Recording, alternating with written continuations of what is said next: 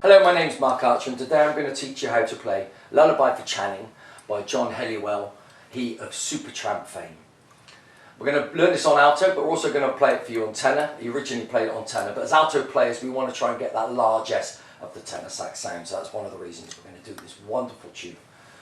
John is a fantastic saxophone player. He played the amazing song on the Logical Song. He also played a breathtaking solo at the end of Crime of the Century live in Paris. And he's also doing some solo albums now that I implore you to check out. He did Ballad of the Sad Young Men, which is on the YouTube video, well worth watching, absolutely exceptional. So we're going to do this song called Lullaby of Channing, written by a chap called Mark Hart, that John has covered beautifully today. Point number 2. John sings through his sax. We're a Blowout Sax, we're all about singing through your sax, and in this song he never leaves the melody alone. It's beautiful the way he sings through his sax. On alto sax it's in the key of E minor. E minor is E, F sharp, G, A, B, C, D and E.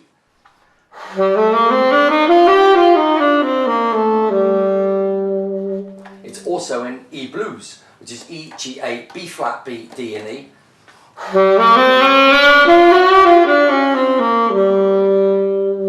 mnemonic for that is flat baged, B-A-G-E-D, flat bag, B flat, so that's another silly way of remembering it.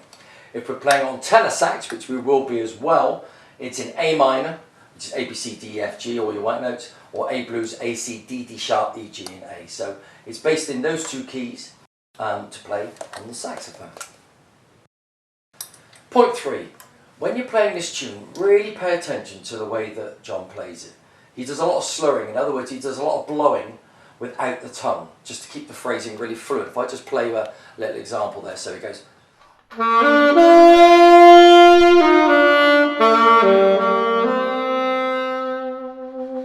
opening phrase, we just tongue twice as the vibrato on the end, but the majority of it really flows this song. So when he's using the tongue, it's really prevalent and really works within the song. So really listen to the way that he's actually playing and the way that he's slurring within this beautiful song.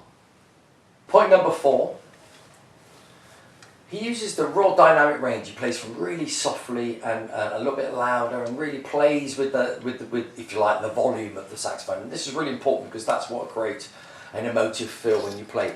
The other thing he does that you don't hear very often, Ben Webster does it, and different horn players like that, beautiful Ben Webster, is he's actually playing a phrase where he goes, and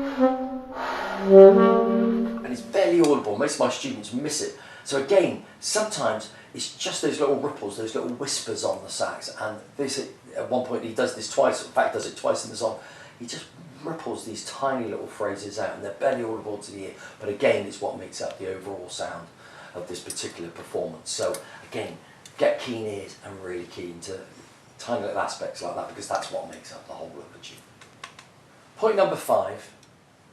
John, like me, is obviously studied many great saxophone players, and his vibrato, and this is beautiful, because it's tenor sax, is particularly extra fruity, if you like.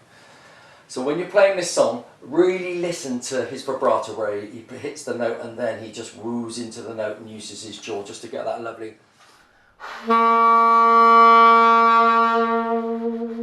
And on the very last note he goes for a bold Ben Webster.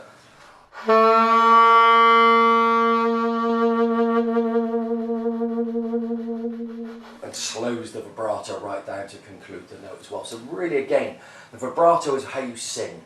And what you want to do, a bit like salt in your food, you don't want to taste it, but you kind of want to know when it's in there. So really be clever when you're using your vibrato. And remember, you can play the note straight and then add it at the end, or you can add it all the way through. So really think about how you're adding a vibrato. And John is a master at that, so think about your vibrato when you're playing this beautiful.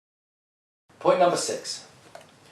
In this song, there's a number of little chromatic runs. On the alto, there's a B to B flat to A. Remember the B first finger, second finger of the right hand for the B flat, then 2 fingers on for the A. So B, B flat, A. So you get a really slick. So you really get a slick interchange between the B and the B flat, second finger of the right hand, or the first finger of the right hand, and to the A, rather than sliding down on the bass key or using those 2 fingers in the bottom side key. Okay, so likewise on the tenor, there's an E, D sharp, D. So really get those little fingers fingers in, get your chromatic scale. Chapter 8 of my teaching book, Blowout Sax, Revolutionary Approach to Learning the Sax. But the chromatic scale is crucial to becoming really good at the saxophone. So look at those little changes there as well. Okay, so that's point number 6. Point number 7, as always, absorb the melody. Really listen to the melody. This one has 3 verses in the middle 8. Each verse changes just those little parts as well. So really listen to each verse and pay attention to detail, but really absorb the melody of this. It's a very strong melodic tune. He's taken, like I said, from a song written by a chap called Mark Hart. It's a melancholy song. It's heartfelt, which is what the saxophone does so beautifully as well. That's the idea, is to really convey a really beautiful and deep thought within this song. So really listen to the melody and absorb the melody. Remember, we're singing through the sax. And point number 8, really enjoy this tune. This is from a set of songs we call it Blowout Sax, Blowout Late Night Spiritual, which is after the teaching book, which is a number of beautifully hand-chosen, slow, toneful saxophone songs, full of tone, full of warmth, and really educating our students in listening to different great players. Within this, we do tracks by Andy Shepherd, Eddie Harris, and all sorts of people like that. Just really beautiful tone, warm tone. Clarence Clemens doing Serenity.